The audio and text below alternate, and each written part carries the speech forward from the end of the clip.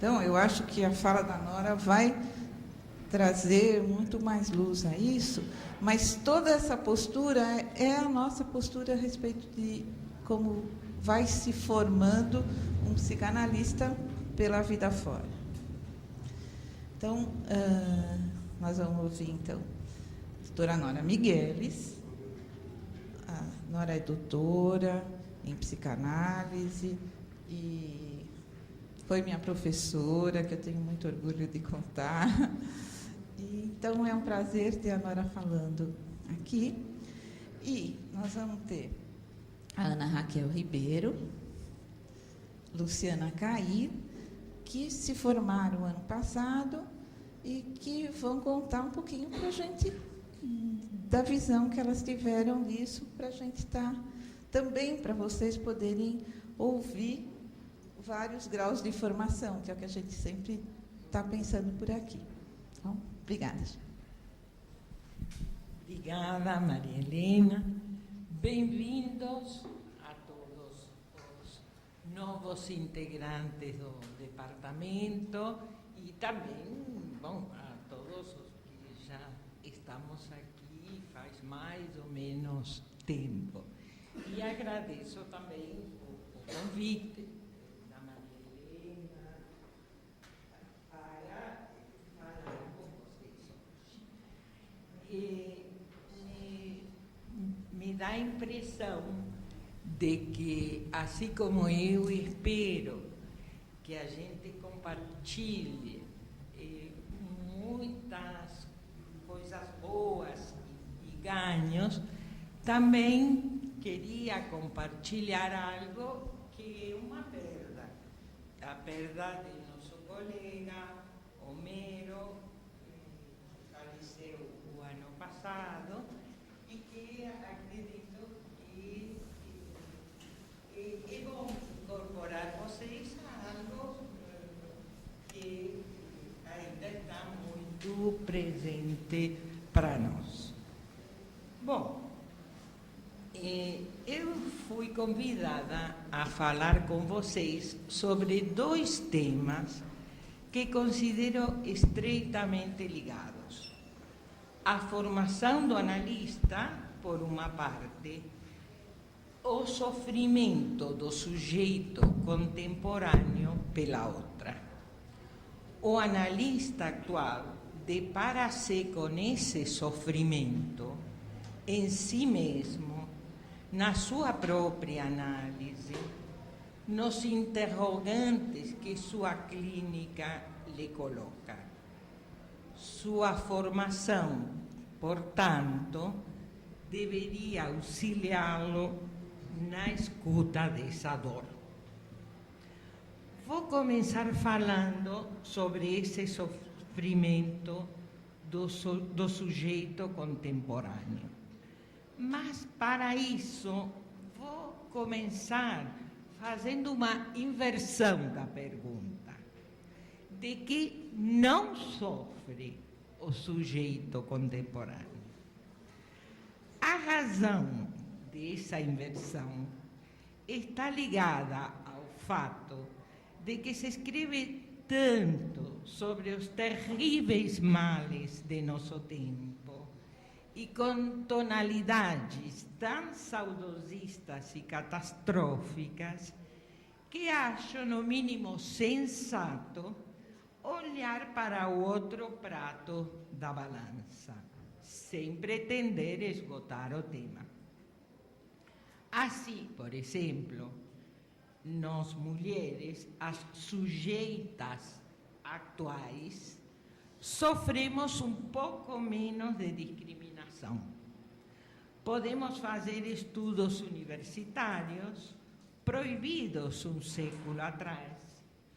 Podemos trabalhar e administrar nossos bens sem permissão de pais e maridos, etc. As crianças recebem menos castigos corporais, trabalham menos no lugar de estudar, pelo menos nas leis, o que já não é pouca coisa. As famílias podem decidir se vão ter filhos, quantos e quando, assim como encarar problemas de esterilidade com novos recursos. Saúde pública e educação deixam muito a desejar, mas são, pelo menos, direitos adquiridos a exigir e pelos quais se precisa lutar. Também não temos quase mais manicômios e continua a luta contra os interesses e mentalidades que os instituíram. Os homossexuais sofrem menos preconceito e ganham cada vez mais direitos legais. Avança a consciência ecológica, criando movimentos ativos impensáveis décadas atrás. A informação, o espetáculo, a propaganda invadem e moldam nossas cabeças, mas também não conseguem impedir seu uso como veículos para quem discorda, denuncia, exige mudanças, se revolta. Linhas de fuga, diria Deleuze. Uma vez isso posto, retornemos à questão de que sofre o sujeito atual. Para Freud, o sofrimento, ou no mínimo o mal-estar, é inerente à condição humana, já que a vida em sociedade ampara e protege, mas também exige renúncias narcisistas, renúncias pulsionais, como condições para a inserção cultural. Cada época, cada cultura molda em seu próprio estilo os sacrifícios exigidos como renúncias e as recompensas obtidas na obediência aos seus mandatos. Para muitos analistas da atualidade, essas exigências culturais de renúncia estariam desaparecendo em nosso mundo, definido pelo consumo e pelo gozo imediato. A causa última de tal situação seria a decadência da autoridade em geral e de sua representante, a função paterna. Seres humanos desbussolados, perversos, psicóticos, narcisistas, borders, anoréxicos, panicados e deprimidos, expressariam os modos atuais de sofrimento dos sujeitos que ficaram na orfandade dos limites. A solução? Restaurar a autoridade e a renúncia. A análise poderia colaborar nisso e exigiria um analista à altura de tal função. Porém, outros analistas pensamos o oposto. Jamais as exigências culturais tiveram tamanha intensidade e métodos tão refinados como em nossa sociedade atual, que muitos autores denominam sociedade de controle.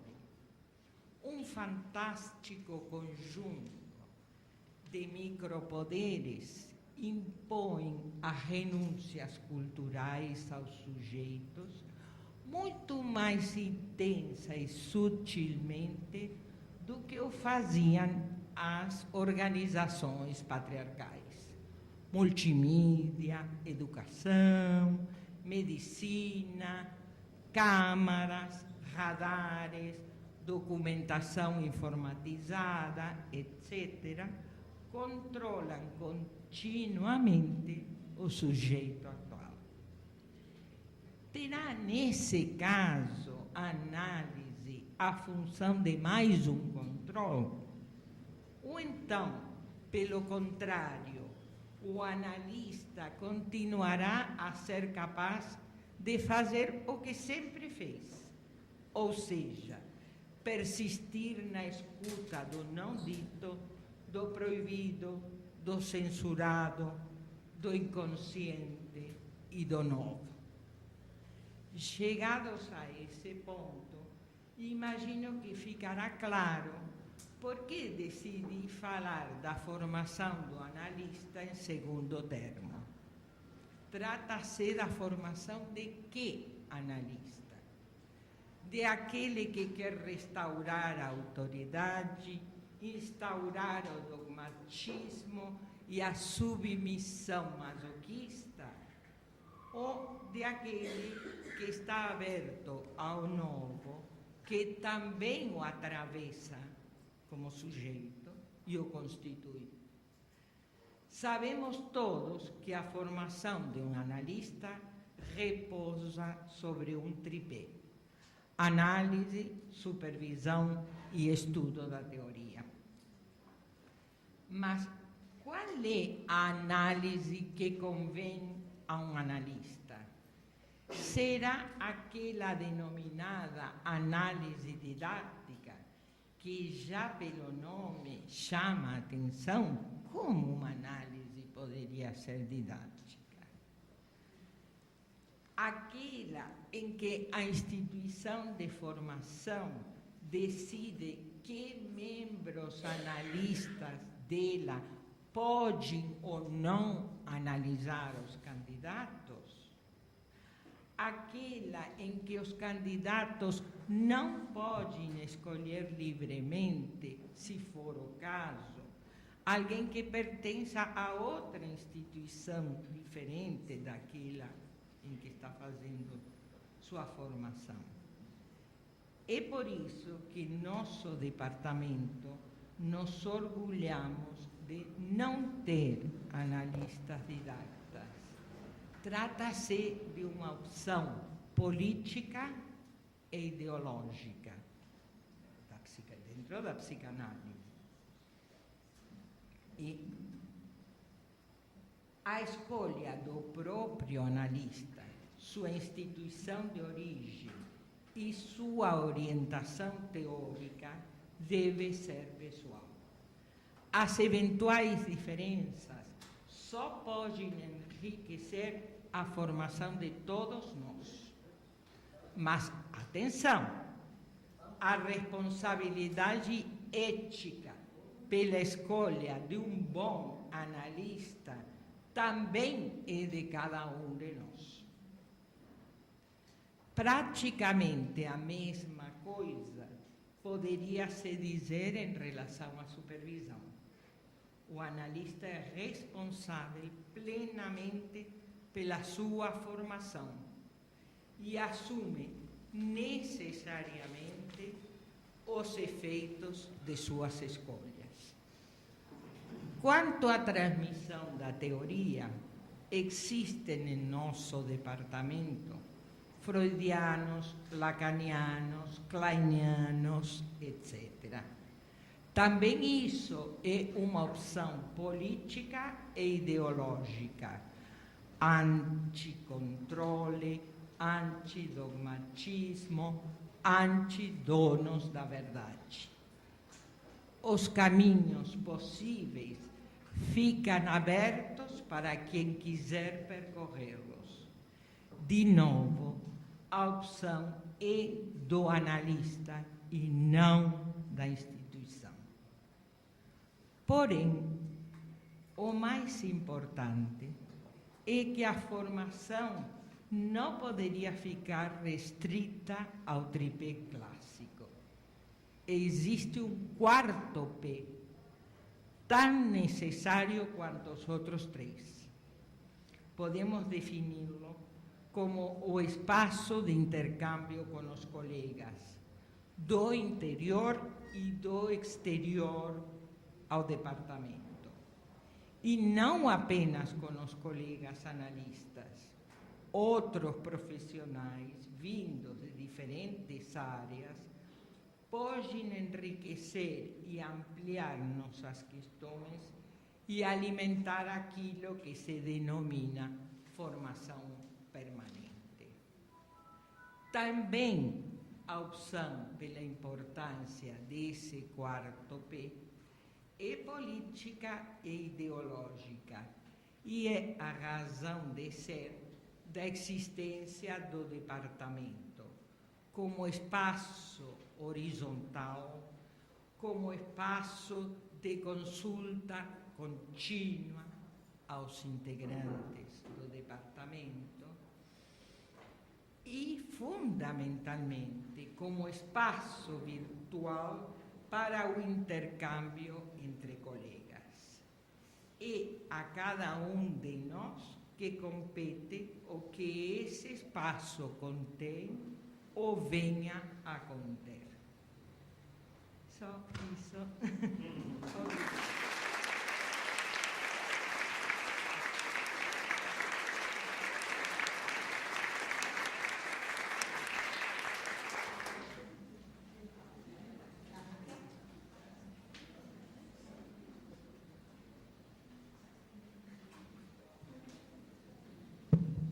Passar aqui para Ana Raquel Ribeiro, que vai dar o seu relato aqui, a sua experiência no departamento.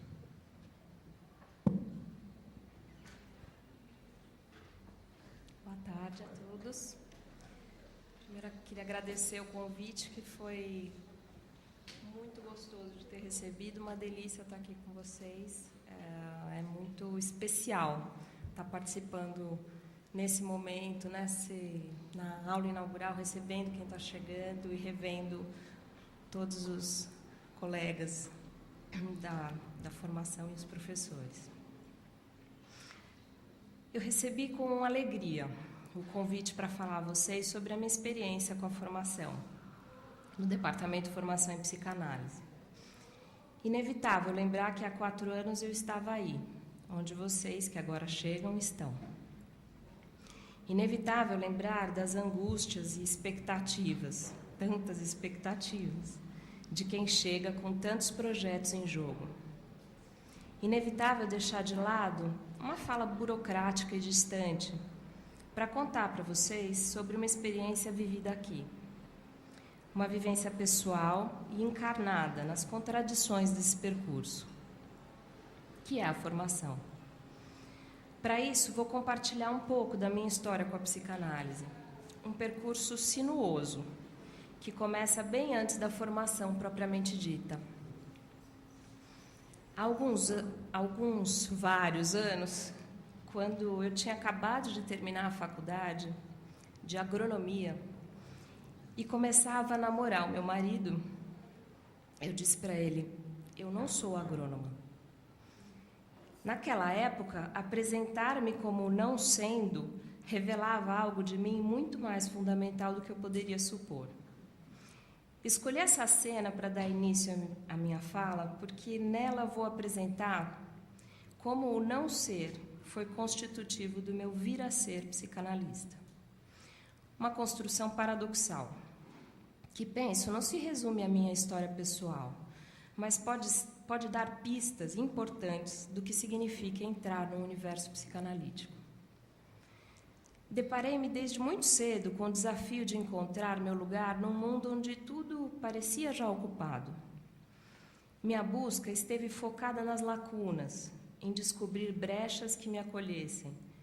E tal movimento de preencher o espaço disponível se revelou um estranho caminho de atender a demandas de alguém que não eu. Mas, ao mesmo tempo, fez-me atenta aos vazios e aos buracos do mundo. Há algo que me atrai na falta, naquilo que ainda não é. Instiga-me aquilo que não aparece, mas que se deixa ver por seus rastros, distraídas pistas no caminho. Fascina-me a descoberta do significado próprio e único da palavra levada à metáfora e as preciosas lacunas do discurso. No início da minha vida profissional, cheguei a acreditar que a objetividade dos números era um lugar seguro. mas na ambivalência do encontrar-me e esconder-me de mim mesma, não pude evitar a falta. E, de repente, tornou-se insuportável a frustração de trabalhar na superficialidade das certezas.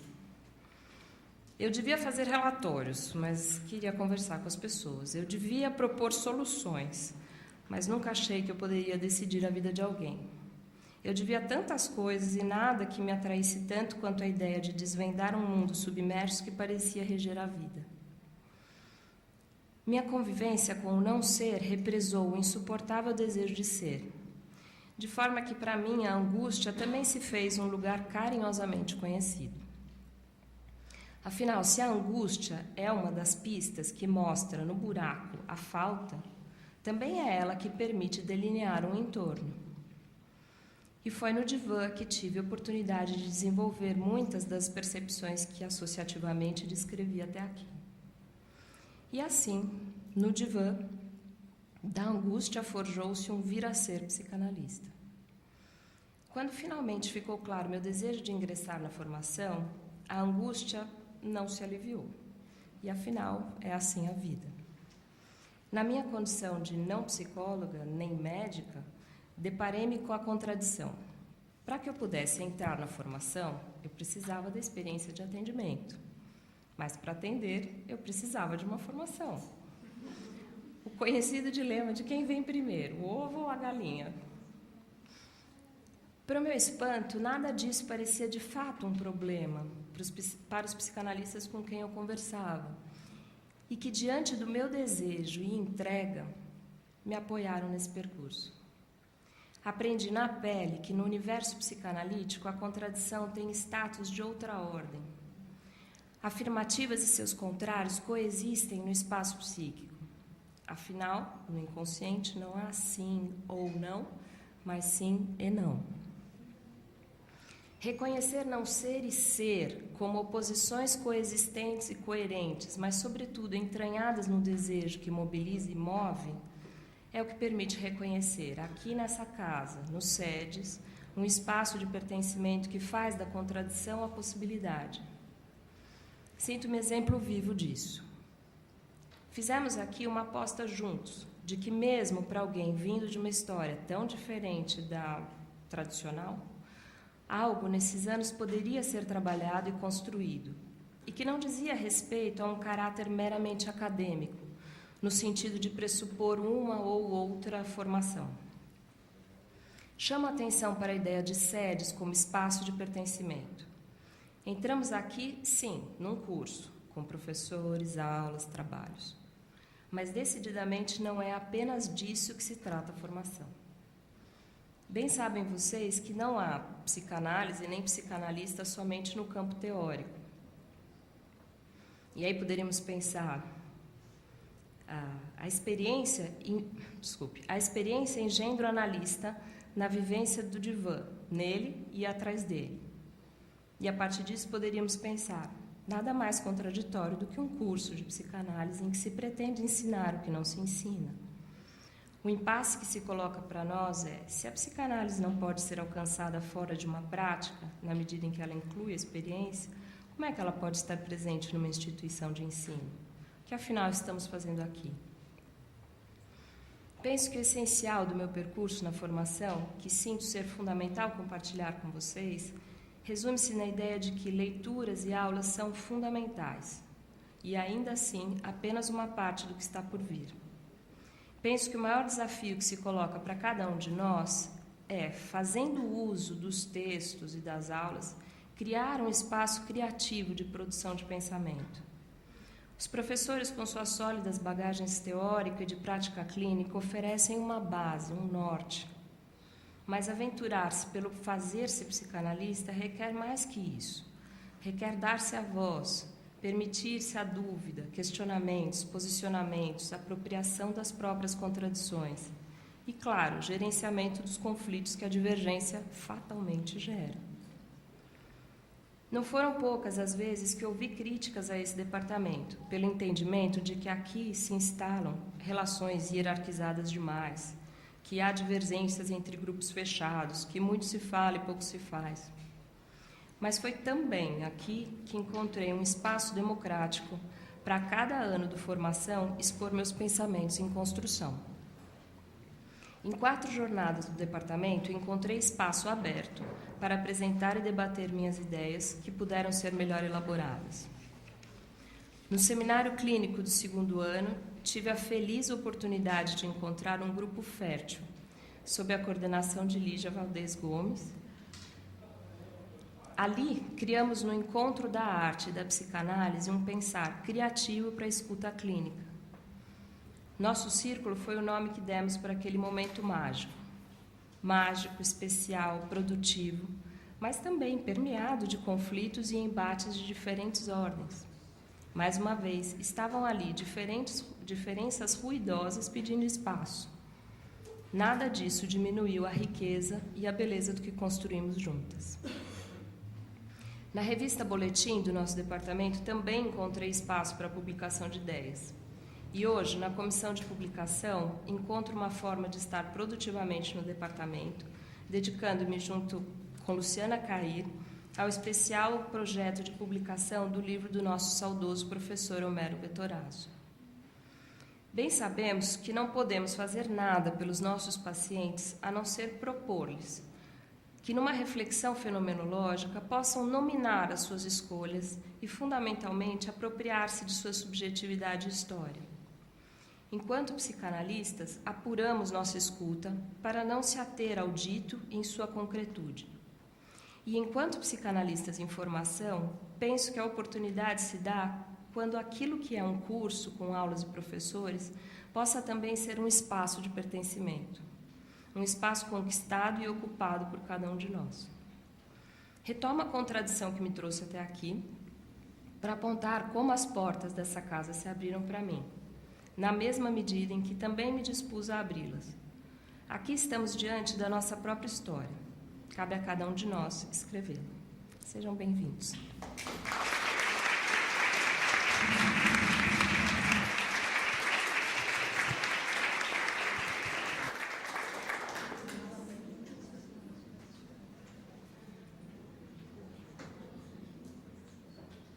Boa tarde.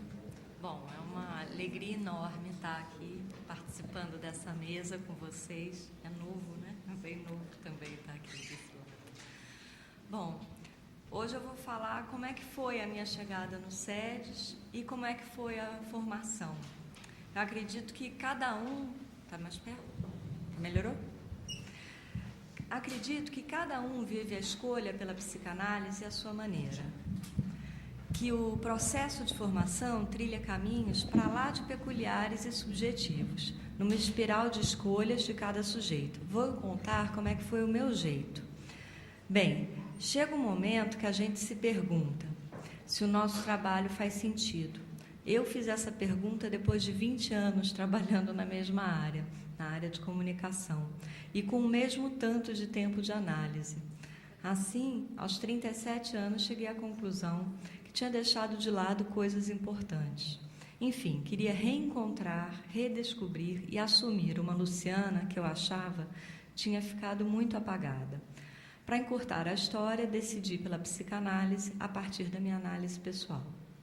Bom, ainda trabalhando em marketing, comecei a fazer uns cursos sobre psicanálise, até que cheguei ao SEDES.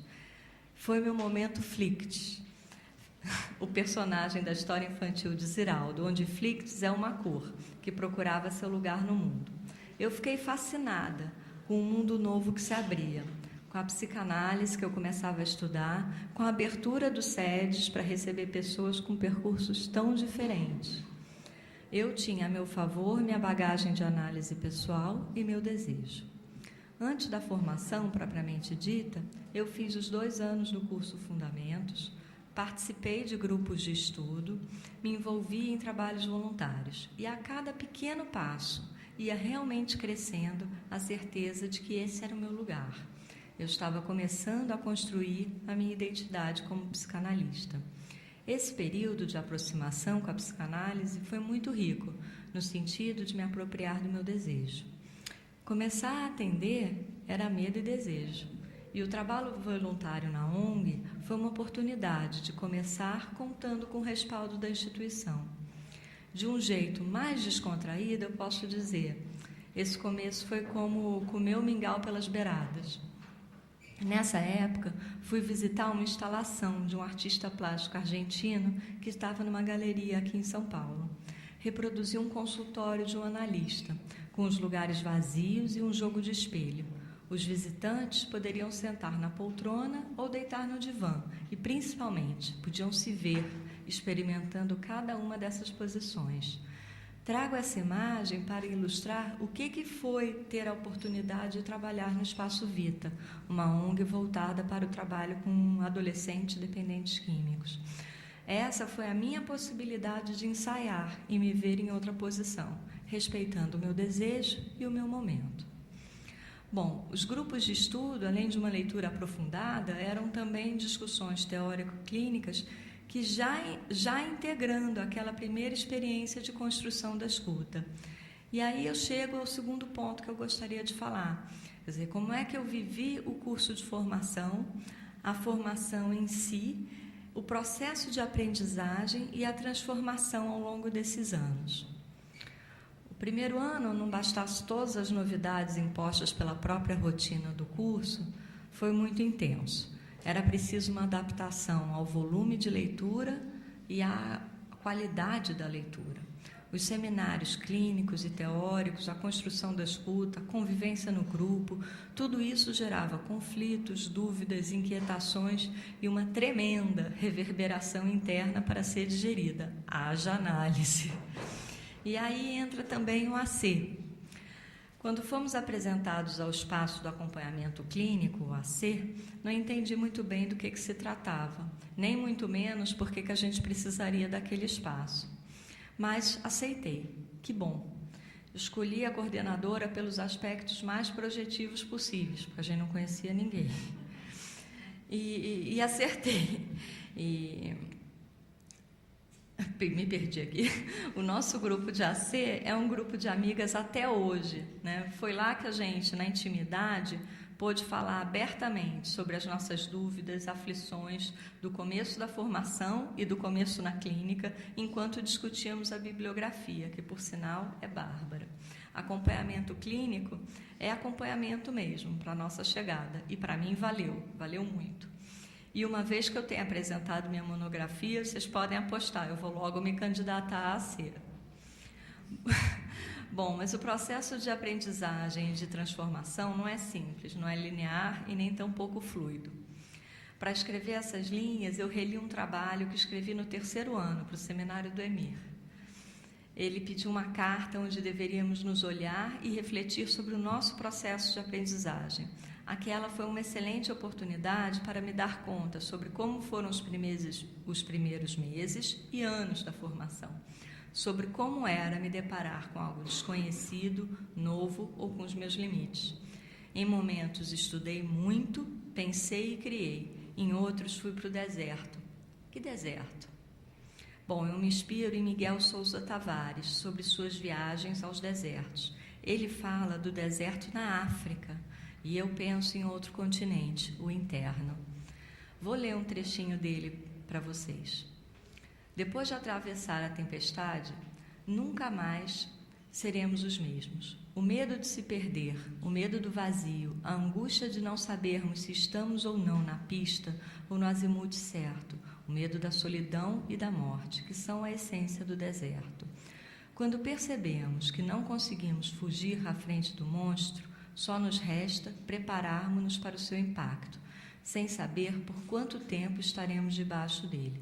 Eis o fundo do deserto, uma viagem que é simultaneamente exterior e interior.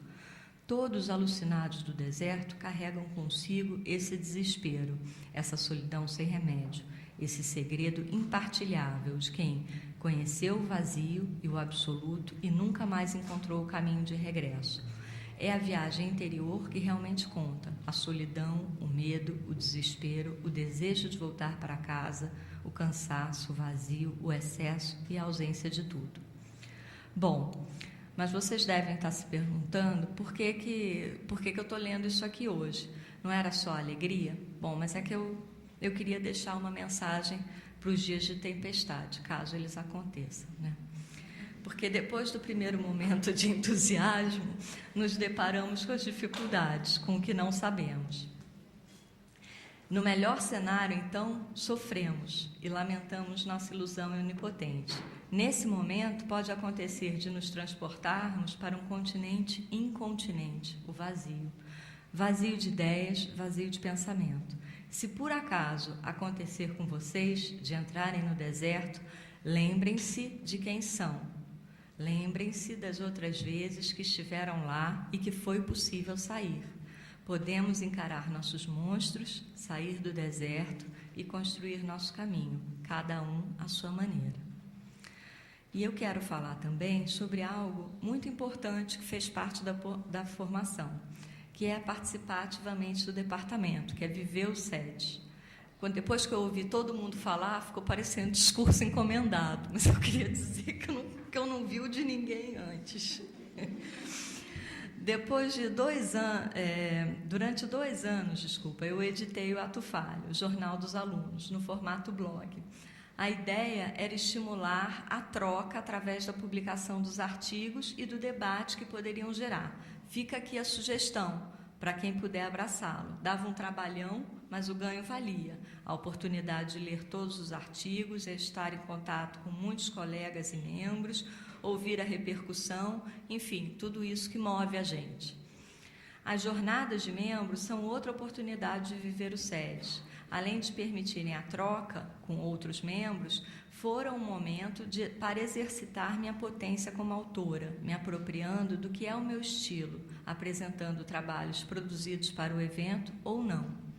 Os cineclubes foram outra experiência boa. Escolhemos filmes que nos intrigavam e debatedores que nos instigavam e inspiravam. O Ed foi sempre nosso companheiro. Fica aqui a dica, basta grudar no pé dele. Por último, e não menos importante, ao contrário, quero falar do estágio na clínica. No 3º ano, comecei a atender na clínica. Isso envolve a supervisão do departamento, reuniões da equipe clínica, além de atender pelo menos 2 pacientes. Tentando não me alongar, digo, isso fundou e transformou a minha escuta analítica. É uma experiência de uma polifonia de ideias que ajuda e solidifica a escuta singular de cada um de nós, ao mesmo tempo em que o grupo produz uma escuta una. Um conjunto de ideias e falas que se complementam, formam um todo, diferentes entre si, se tocam, tingem umas às outras, mudam tonos, realçam ou simplesmente transformam. Um caldo de estilos e subjetividade de onde pode emergir, a partir de cada escuta singular, uma coletiva. Eu termino o estágio agora, em abril, e com certeza sairei de lá mais Luciana do que nunca, mas uma Luciana que também traz em si um pouco de Márcia, de Andréia, de Marina, de Janaína, de Fernanda, de Thaísa, de Tânia, Cecília e muitas outras. E falando de términos e recomeços, foi pela participação no departamento durante a formação que brotou naturalmente minha continuidade aqui, trabalhando na comissão de publicação, na publicação de livros. E eu acho que eu fui sortuda. Ao longo desse processo, além de tudo, fiz muito boas amigas, algumas estão aqui presentes. Uma amiga especial e querida é a Ana Raquel, que está aqui. Nós começamos juntas e cada uma ao seu estilo, caminhando lado a lado, construindo também nossa amizade. Algumas vezes entramos no deserto, enfrentamos nossas tempestades de areia e saímos mais fortalecidas. Hoje, temos nosso consultório lado a lado, num conjunto comercial que dividimos. E o que mais que eu posso dizer para vocês? Aproveitem, leiam muito, façam amigos, vivam intensamente os próximos 4 anos. Também eu acho que não dá para viver de outro jeito que não seja intensamente. É muito bom andar por aqui e relembrar pequenas histórias dos vínculos com cada pessoa. E é isso que eu desejo para vocês. Boa transformação para todos nós.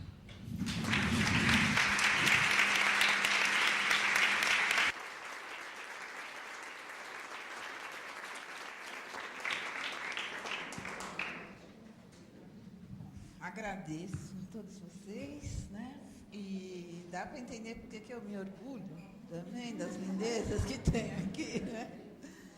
Eu queria saber se alguém quer fazer algum comentário, alguma pergunta, alguma coisa.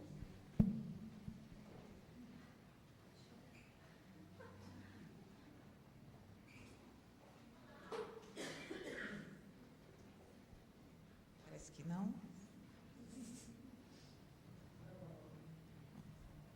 Então, acho que encerramos por aqui, né? E agradecendo mesmo a presença de vocês aqui, de vocês.